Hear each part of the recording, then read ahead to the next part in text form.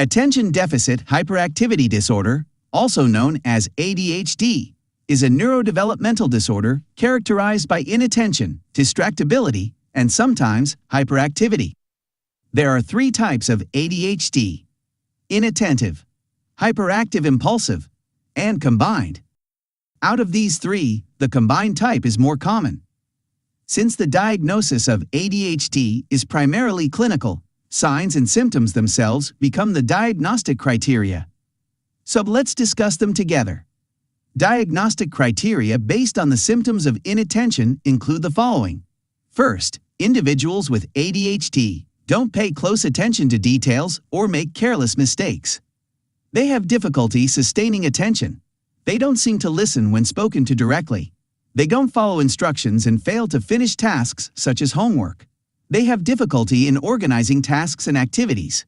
They dislike or avoid being part of tasks that require sustained mental efforts. They lose things that are required for tasks, such as pencils and books. They are often easily distracted by external stimuli like music. And finally, they are usually forgetful in daily activities. Children who have at least 6 out of the above 9 features are considered to have ADHD. In adolescents and adults, the presence of 5 features is enough to make a diagnosis. Diagnostic criteria based on hyperactive impulsive symptoms include the following.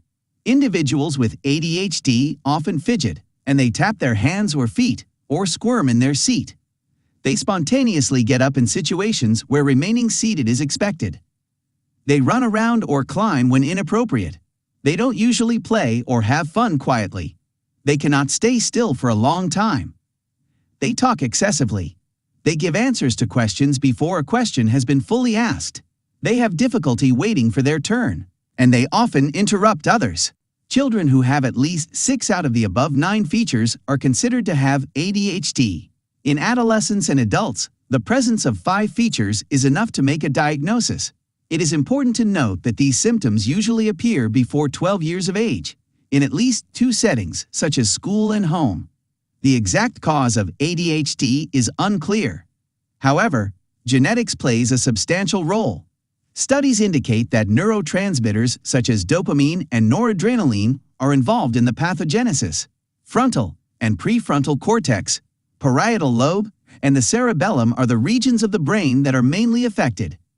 Studies show structural and functional changes in these regions, including deformations in basal ganglia.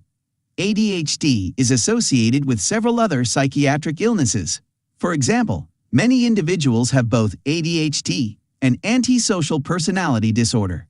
These individuals are at a higher risk of causing harm to themselves and others. ADHD is also linked to addiction. Some individuals have both ADHD and autism. Finally, treatment of ADHD involves a multimodal approach, which includes medical therapy, behavioral psychotherapy, psychosocial interventions, and cognitive therapy.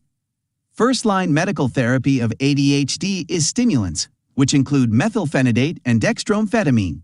These medications should be started at the lowest effective dose, and adjustments can be made depending on the clinical response.